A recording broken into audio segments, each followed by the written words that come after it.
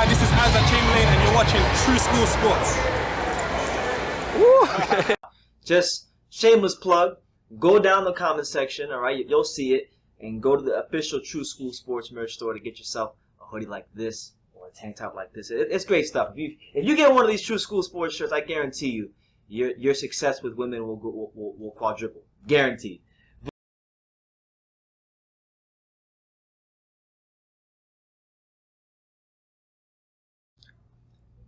The untouchable True School Sports Empire proudly presents something the boxing game's been missing. Hey, what's going on? It's your boy BT, and I came here to talk some boxing with the thousands of True School Sports subscribers. Now, I'm really excited to make this video because I always enjoy talking about this guy because he's a friend of mine. He's a friend of the channel. He's someone that's near and dear to True School Sports.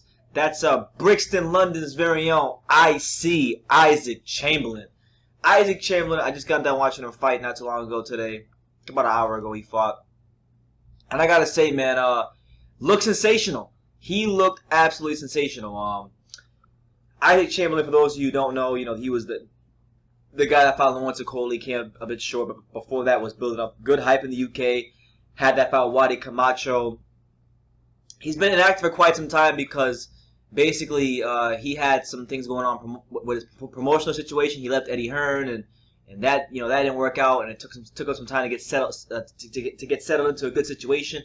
But now he's signed with Mick Hennessy and the fine folks at Hennessy Sports in conjunction with Channel 5 in the UK, and he's fought twice in the last 2 weeks or whatever. About the last 2 weeks he's fought twice.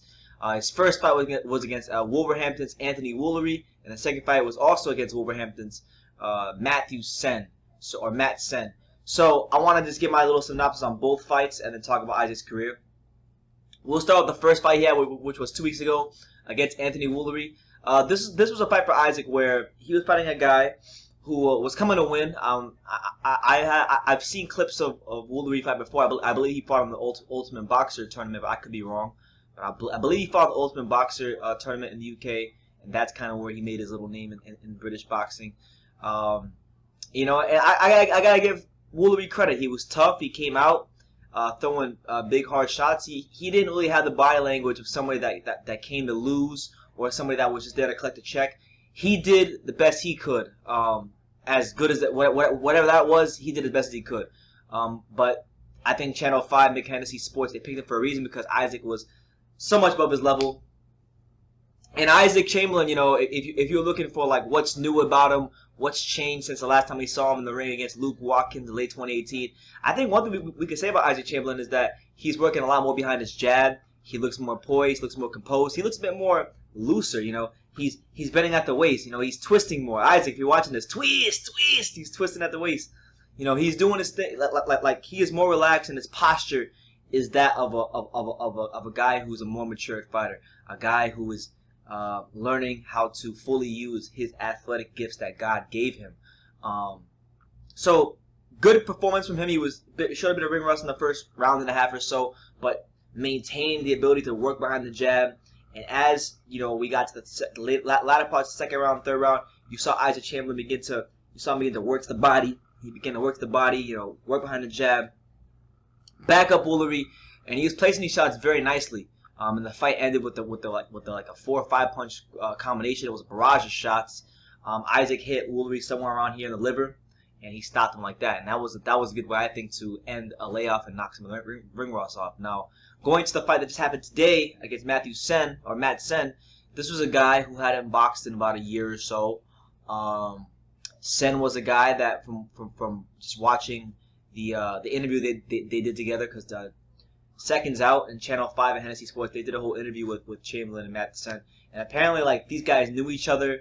Matt Sen had reached out to Isaac about potentially doing some sparring a couple years ago or whatever, and so they were familiar with each other.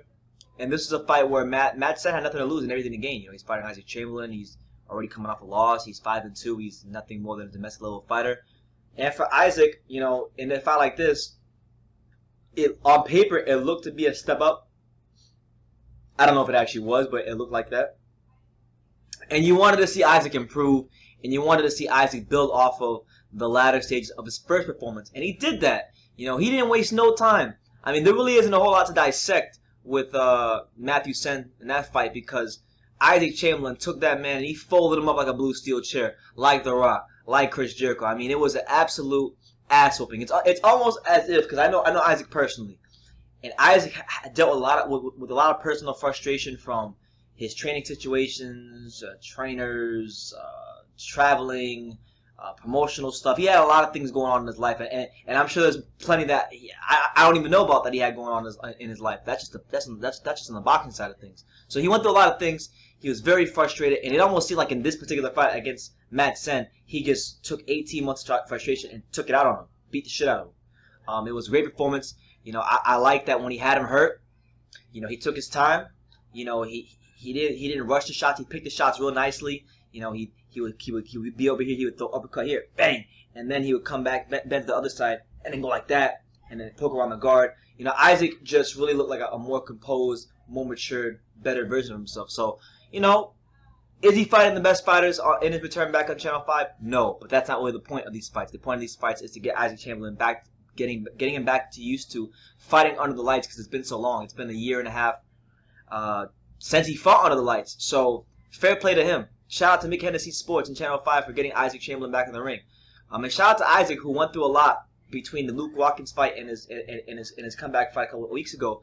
I didn't get to. I spent a little bit of time around Isaac here in Miami, but I got to see enough to know that he was really going through a lot of shit at the time. So just credit to Isaac for the mental strength, the mental fortitude he showed.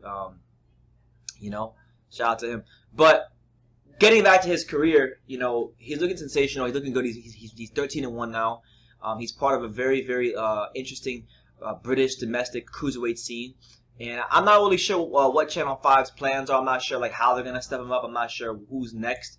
But in terms of when he does make that step up, because that's what I want to talk about. Whenever he does make that step up, I think there's a lot of good names out there for Isaac Chamberlain. You got guys like Craig Glover, who many of us may remember fought Chris Smith. He's managed by Tony Bellew. That could be a fight that Isaac looks into. Dion Juma, which is a fight that I think Isaac could look into because Dion Juma was a guy that domestically was talking a lot of trash to Isaac. He was calling for that fight. He was very vocal about it on social media. So I think that could be a good step up for him. You got Dion Juma. You got him.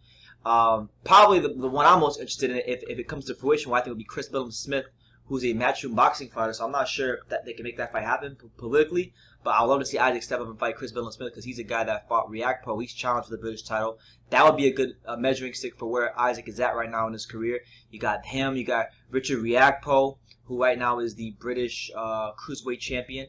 And I know him and Isaac are friends. So I'm not sure how that dynamic would work. But if that's a fight that can happen, I'll love to see that fight happen too. So there's definitely a lot of potential step-up fights and good matches for Isaac Chamberlain, but the encouraging sign is so far for Isaac is that he's back in the ring and he's fighting and he's doing what he loves, which is boxing, and he's taking these opponents that are not on his level. We know that, and he's doing what he's supposed to do with them. And he's folding them up like a blue steel chair, and he's improving on a fight-by-fight basis, which is all you can ask for. From the young man from Brixton. So let me know what you guys think. If you guys had a chance to watch Isaac Chamberlain on Channel 5, let me know your thoughts in the comments down below. Make sure you take the time to subscribe. And like I say in every single one of these videos, you can love me or you can hate me, but I'm just giving Daniel. So until next time, take care, guys. My name is Rachel McDonough, and this is my friend. Hi, I'm Savannah, and we're here at the beautiful Madison Square Garden for the big fight, and you are watching True School Sports.